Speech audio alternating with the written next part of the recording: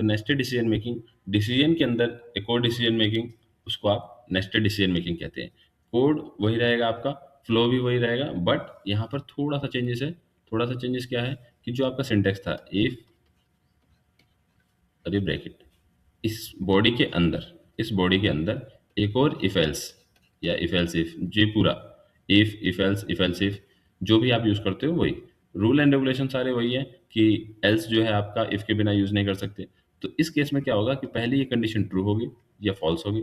अगर ये condition true है तो ये बॉडी एग्जीक्यूट करेगा। अब इस बॉडी के अंदर क्या है, तो एक और डिसीजन मेकिंग है, तो यहाँ पर एक और बार कंडीशन चेक होगी, फिर ये इस बॉडी को एग्जीक्यूट करेगा, अदरवाइज इसको ये एग्जीक्यूट नहीं करेगा। लेकिन अगर ये पहली कंडीशन ट्रू हो गई तो ये जो यहाँ फर्स्ट बॉडी पार्ट है इसका, इसको ये पूरा रन करेगा। क्लियर? तो अब हम इसी इसी क्वेश्चन को नेस्टेड डिसीजन मेकिंग के थ्रू करते हैं। तो देखो यहाँ पर नेस्टेड डिसीजन मेकिंग में करने के लिए हम इसे सेम इफ एल्स इफ का ही यूज करेंगे, इफ एल्स का ही यूज करेंगे। अब देखो यहाँ पर ये कर दिया, पहला condition if A equal to B है तो बोथ आर सेम, एल्स अगर ए इक्वल टू बी नहीं है तो इस क्वेश्चन को हम इस कोड को पूरा रख देंगे इसके अंदर, इस एल्स के अंदर। बस यही आपका नेस्टेड डिसीजन मेकिंग हो गया। तो आपने क्या किया, देखो अगर यहाँ पर फर्स्ट लाइन में लाइन नंबर 11 में अगर यहाँ पर सबसे पहले चेक होगा कि यूजर ने दोनों नंबर सेम दिए हैं या नहीं। अगर सेम नहीं है तो एल्स चलेगा आपका। अब क्या है यहाँ पर, अब इन दोनों में से चेक किया जाएगा कि दोनों में से कौन सा ग्रेटर है। अगर ए ग्रेटर है तो ए इज ग्रेटर, अगर बी ग्रेटर है तो बी इज ग्रेटर। मैं आपको रन करके दिखाता हूँ। तो enter a first number, code line number 6 चला, फिर आपने दिया 45, लाइन नंबर 7 चल गया, स्टोर हुआ।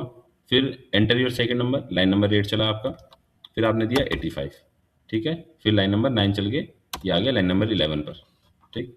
अब ए इक्वल टू बी नहीं था तो बोथ आर सेम, कंडीशन क्या होगी, फॉल्स।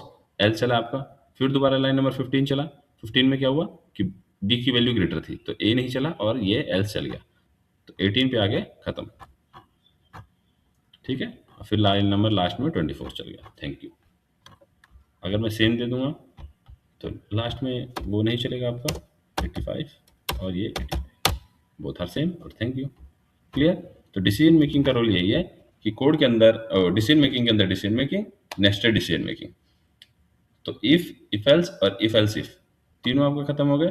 अब मैं क्या करूंगा, आपको कुछ क्वेश्चन कराता हूँ, उस क्वेश्चन से आप समझना। अब हम क्या करते हैं, एक छोटी सी एप्लीकेशन बनाते हैं। उस एप्लीकेशन में आप क्या करोगे कि एज ग्रुप फाइंड करोगे। जैसे कि हमने कोई नंबर दिया या यूजर ने कोई नंबर दिया, वहां पर क्या है कि अगर यूजर ने एग्जांपल के तौर पे दिया 18 तो बता दे कि यू आर टीनेजर। अगर यूजर ने दिया 25 तो यू आर एडल्ट। अगर उसने दिया 35 तो सीनियर पर्सन, इस तरीके का बनाएंगे। अगर उसने दिया नंबर 3 तो इन्फेंट बता दे, इस टाइप का। तो वहाँ पर मल्टीपल कंडीशन यूज होगी, तो वहाँ पर यूज करोगे आप इफ एल्स इफ यूज होगा। तो स्टार्टिंग से हम करते हैं। तो सबसे पहले हमें एक ही नंबर चाहिए, तो इन दोनों को हटा देते हैं हम। ये मैंने पूरा हटा दिया। एंटर यूर एज लिख देते हैं, एज और नंबर हटा देते हैं। तो यहाँ पर सबसे पहले एज एंटर कर दिया, करवा लिया हमने यूजर से। अब हम चेक करेंगे इफ अगर ए की वैल्यू लेस है 4 से, तो क्या लिख दे, क्या शो हो जाए, यू आर इन्फेंट। अगर ऐसे ही करके हम लिख लेते हैं, जल्दी हो जाएगा कोड थोड़ा। इफ नहीं, पहले एल्स लिख लेते हैं, else if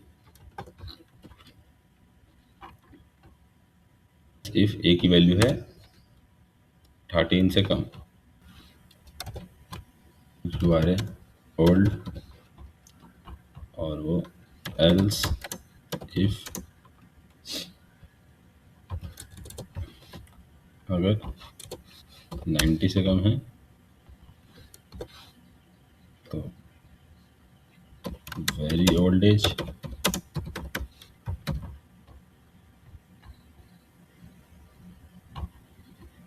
else if 120 last रख देते हैं, क्योंकि 120 से तो कम हो ही नहीं सकते। यू आर ए, क्या लिखे हम, you are a very senior person लिख देते हैं, पर्सन। ठीक, अब हम इसे रन करेंगे। हमने इस प्रोग्राम को लिख लिया है। अब हम क्या करेंगे, इस प्रोग्राम को रन करेंगे। तो मैंने रन कर दिया। अब देखो एंटर योर एज, तो यहाँ पर देखना मैंने दिया 3, तो यू आर इन्फेंट। अब देखो यहाँ पर मैंने दिया 15, तो यू आर ए टीनेजर। अब मैंने दिया यहाँ पर 39, तो यू आर एडल्ट। और ये यहाँ पे दिया मैंने 75, तो you are very old age. तो कंडीशन जो भी आप लिखो, सही जो सही लगे आपको। मैंने बस एज ए एग्जाम्पल के तौर पे लिख के दिया आपको यहाँ पर 89, तो you are very old age. अब 1110, तो you are a senior person. लेकिन इस केस में आपको एक जगह दिक्कत देखने के लिए मिलेगी, जब आप सेम डेटा डाल दोगे। सेम डेटा कैसे, तो जैसे कि मान लो 40 है, तो मैंने यहाँ पर 40 डाल दिया, तो ये यू आर एडल्ट 40 से लेस है ना, तो 60 वाला आंसर चलेगा आपका। देखो यू आर ओल्ड, तो 60 वाला चला।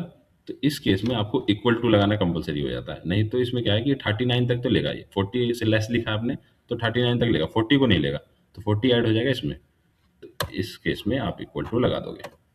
इक्वल टू लगा देने के बाद क्या है कि अब वो इसको भी प्रीफर करेगा। दोबारा से रन करेंगे इसमें हम। अब देखो यहाँ पर मैंने डाल दिया 40, तो यू आर एडल्ट आ रहा है।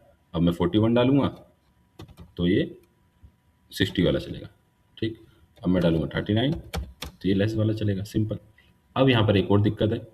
तो दिक्कत ये है कि आप पहले सोचना 2 मिनट कि दिक्कत यहाँ पर क्या आ रही है। अब मैं आपको बताता हूँ कि क्या दिक्कत है। तो जब आप प्रोग्राम रन करोगे तो यूज़र कोई भी नंबर डाल सकता है। तो यहाँ पर आपको रिस्ट्रिक्शन लगाने होते हैं।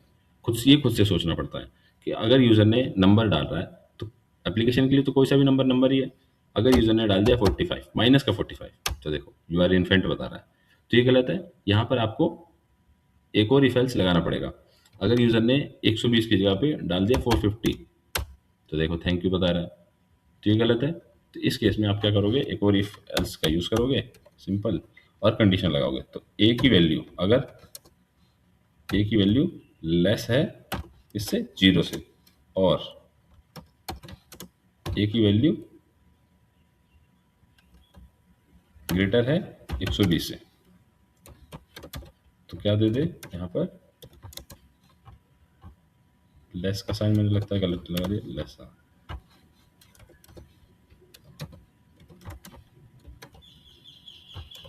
Enter a valid number. Clear. अब इसे रन करेंगे। अच्छा सॉरी, यहाँ पर एल्स भी लगा मैंने, एल्स